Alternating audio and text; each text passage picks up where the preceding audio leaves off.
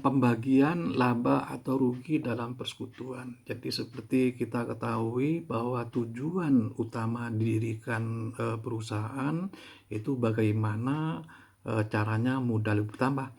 Nah, supaya modal bertambah berarti harus punya usaha, ya. Dari usaha dikeluarkan beban. Nanti antara pendapatan usaha dibandingkan dengan beban, ya bisa laba atau bisa rugi.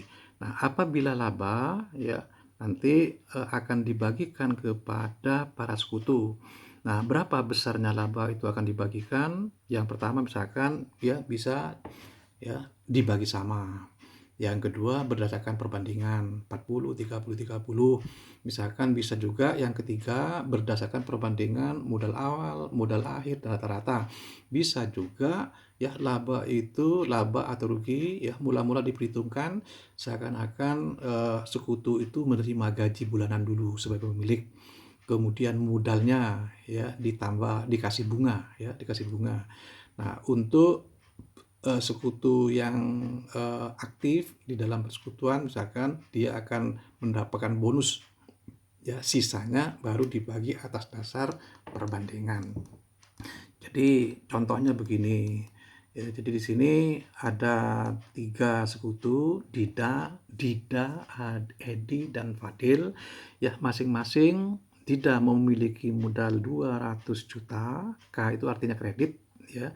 Kemudian Edi ya 250 juta ya, kemudian Fadil 300 juta ya.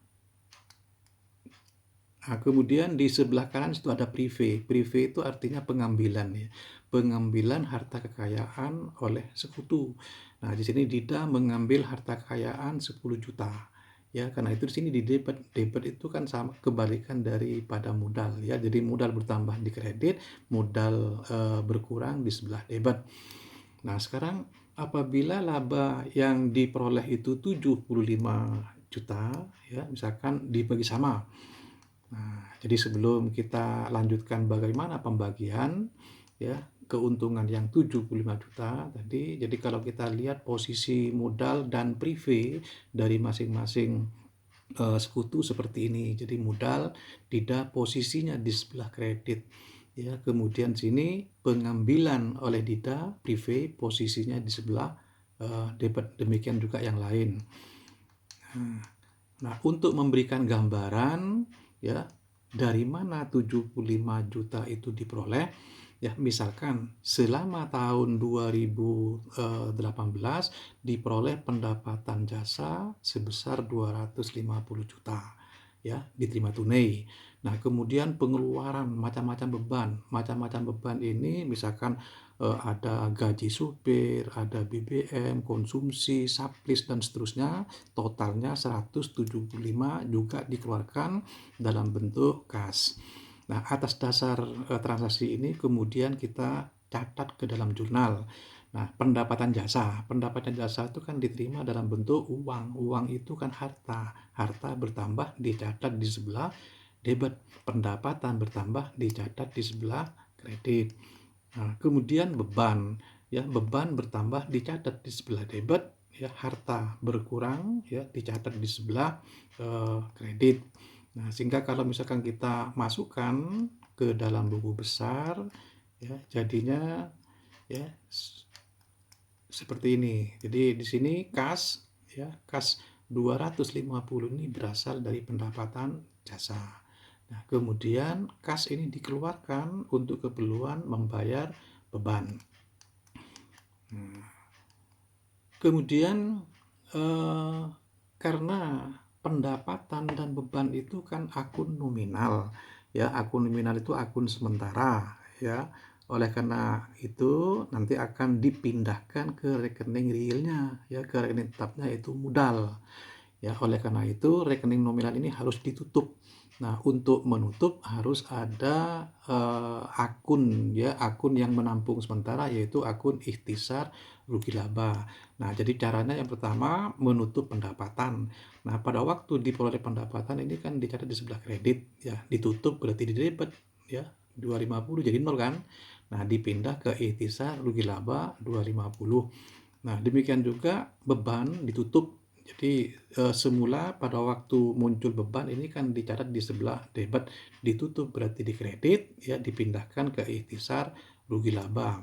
Nah, sehingga kalau kita lihat di, buku besar, ya, buku besaran tadi ya, jadi tadi kan pada waktu memperoleh pendapatan 250 ya kan, ditutup berarti di debit kan. Nah, dia dipindahkan ke ikhtisar rugi laba sehingga jadi nol. Nah, kemudian beban juga pada waktu munculnya beban dicatat di sebelah debit, ditutup berarti di sebelah kredit. Nah, seperti ini. Nah, sebelah kredit. Nah, ditutup sini. Nah, sehingga di sini di akun ikhtisar rugi laba, kredit itu mewakili pendapatan, ya, sementara debit mewakili beban. Nah, pendapatan sini 250, bebannya 175. Berarti ada keuntungan 75. Nah, keuntungan ini kemudian dipindah ke akun modal, ya, dipindah ke akun modal. Nah, jadi kalau misalkan 75 tadi disepakati dibagi sama, ya, dibagi sama, maka laba tadi, ya, itu laba yang 75, ya, di debit berarti kan nol kan, ya, di nol. Nah, kemudian dibagikan kepada Dida 25, Edi 25, kemudian Cahya 25. Nah, kemudian tadi kan ada pengambilan ya prive.